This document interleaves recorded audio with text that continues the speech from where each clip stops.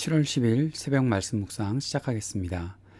하나님 아버지, 오늘도 주님께 우리의 하루를 맡겨드립니다. 주님께서 주신 시간, 주님의 뜻을 이루며 살아갈 수 있도록 인도하여 주시고, 말씀하시며 또 말씀 깨닫게 하시고, 매 순간 순종하며 살아가는 우리의 삶이 되도록 주님 함께 하여 주옵소서. 예수님 이름으로 기도드립니다. 아멘. 오늘은 이사야 8장 말씀 함께 읽고 묵상하겠습니다. 이사야 8장 1절에서 22절까지 말씀입니다. 주님께서 나에게 말씀하셨다. 너는 큰 서판을 가지고 와서 그 위에 두루 쓰는 글자로 마헬 살랄 하스바스라고 써라. 내가 진실한 증인 우리야 제사장과 여베레기야의 아들 스가랴를 불러 증언하게 하겠다. 그런 다음에 나는 예언자인 나의 아내를 가까이 하였다. 그러자 그 예언자가 임신하여 아들을 낳았는데 그때 주님께서 나에게 이렇게 말씀하셨다. 그의 이름을 마헬 살랄 하스바스라고 하여라. 이 아이가 아빠 엄마라고 부를 줄 알기도 전에 아시리아 왕이 다마스쿠스에서 빼앗은 재물과 사마리아에서 빼앗은 전리품을 가져갈 것이다. 주님께서 또 나에게 말씀하셨다. 이 백성이 고요히 흐르는 실로암 물은 싫어하고 르신과 르말리아의 아들을 좋아하니 나 주가 저 세차게 넘쳐 흐르는 유프라테스 강물 곧 아시리아 왕과 그의 모든 위력을 이 백성 위에 뒤덮이게 하겠다. 그때 그 물이 온 색강을 뒤덮고 둥마다 넘쳐서 유다로 밀려들고 소용돌이 치면서 흘러 유다를 휩쓸고 유다의 목에까지 찰 것이다. 임마누엘, 하나님께서 우리와 함께 계신다. 하나님께서 날개를 펴셔서 이 땅을 보호하신다. 너희 민족들아, 어디 전쟁의 함성을 질러보아라. 패망하고 말 것이다. 먼 나라에서 온 민족들아, 귀를 기울여라. 싸울 준비를 하여라. 그러나 마침내 패망하고 말 것이다. 싸울 준비를 하여라. 그러나 마침내 패망하고 말 것이다. 전략을 세워라. 그러나 마침내 실패하고 말 것이다. 계획을 말해보아라. 마침내 이루지 못할 것이다. 하나님께서 우리와 함께 계시기 때문이다. 주님께서 그 힘센 손으로 나를 붙잡고 이 백성의 길을 따라가지 말라고 나에게 이렇게 경고의 말씀을 하셨다. 너희는 이 백성이 모의하는 음모에 가담하지 말아라. 그들이 두려워하는 것을 두려워하지 말며 무서워하지도 말아라. 너희는 만군의 주 그분만을 거룩하다고 하여라. 그분만이 너희가 두려워할 분이시고 그분만이 너희가 무서워할 분이시다.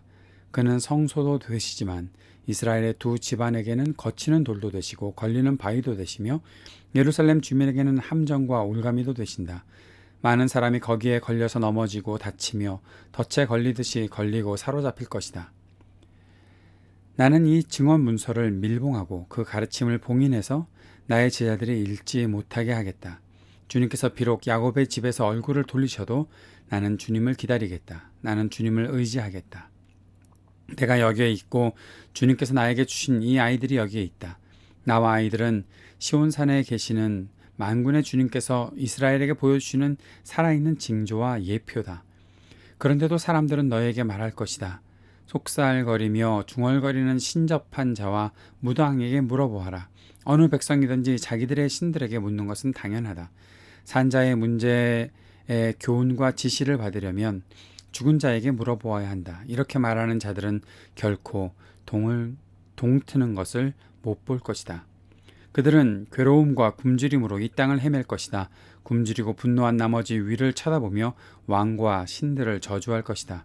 그런 다음에 땅을 내려다보겠지만 보이는 것은 다만 고통과 흑암, 무서운 절망뿐일 것이니 마침내 그들은 짙은 흑암 속에 떨어져서 빠져나오지 못할 것이다. 아멘. 1절에 등장하는 마헬살랄 하스바스는 노략이 속히 올 것이다 라는 뜻을 가진 히브리어입니다. 이것은 유다를 괴롭히는 북이스라엘과 아람 연합군에 대한 아시리아의 노략과 약탈이 속히 이루어진다는 것을 말하고 있습니다. 두 나라는 모두 아시리아의 공격으로 무너집니다. 2절에서는 우리야 제사장과 스가랴가 이 일이 하나님의 말씀의 성취라는 것을 증명하는 증인으로 세워지는 것을 보게 됩니다. 그리고 하나님은 선지자 이사야와 그의 아내인 여선지자 사이에서 아들을 낳게 하시고 마헬살랄 하스바스라는 이름을 주십니다. 그것은 선지자가 하나님의 말씀을 전한 그대로 속히 이루어질 것을 상징적으로 보여주신 것입니다. 6절에서는 고요히 흐르는 실로아의 물, 나타나고 있는데 이것은 하나님의 도우심을 상징하고 있는 말씀입니다. 백성들은 아하스 왕과 함께 하나님의 도우심을 받아들이지 않고 있다는 것이죠. 북이스라엘이 아람과 연합군을 만들어서 유다를 공격하는 것들에 대해서 두려워했습니다. 거기에 대해서 하나님께서는 책망하시는 것이죠. 그것이 이렇게 잔잔하게 흐르고 있는데 뭐 그것을 가지고 두려워하느냐라고 말하고 있는 것입니다. 그래서 하나님께서는 고요히 흐르는 실로아의 물과는 반대로 세차게 넘쳐 흐르는 유프라테스 강, 즉 아시리아의 공격을 받게 할 것이라고 말씀하고 있습니다. 이때 이사야는 임마누엘을 선언합니다. 하나님께서 우리와 함께 하신다를 선언하는 것이죠.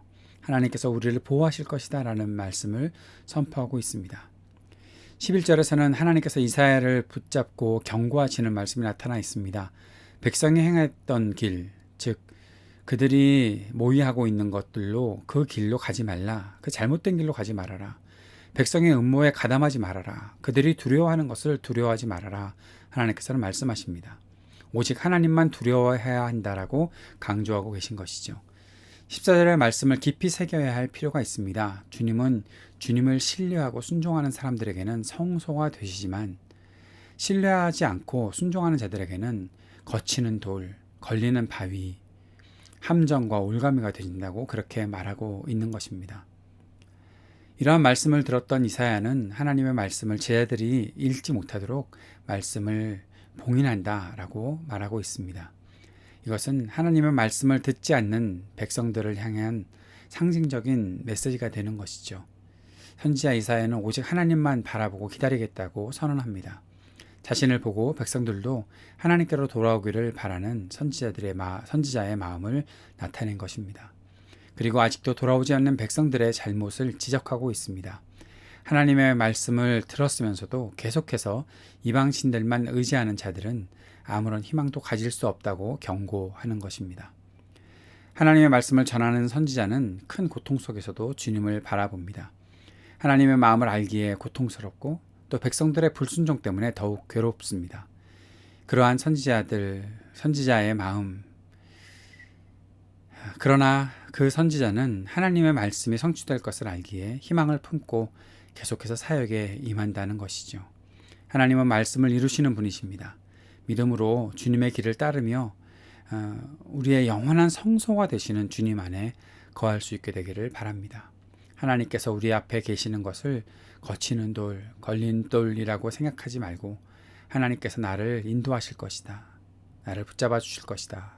언제나 나와 함께 하실 것이다. 그 사실을 기억하고 주님께 의지하며 매 순간을 살아가는 우리가 되었으면 좋겠습니다. 그 마음 품고 오늘도 주님 앞에 긍휼을 구하며 기도하며 나아갑시다.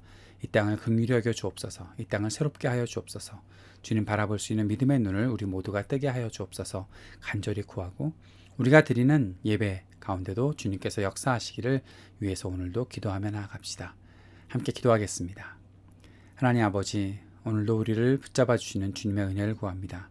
주님의 긍휼을 구하며 나아가는 우리 모두에게 주님의 크신 은총을 허락하여 주시고 우리가 함께 주님을 바라보며 소망하며 기도하며 살아가는 하나님의 백성들, 하나님의 공동체에 이루어갈 수 있도록 인도하여 주옵소서.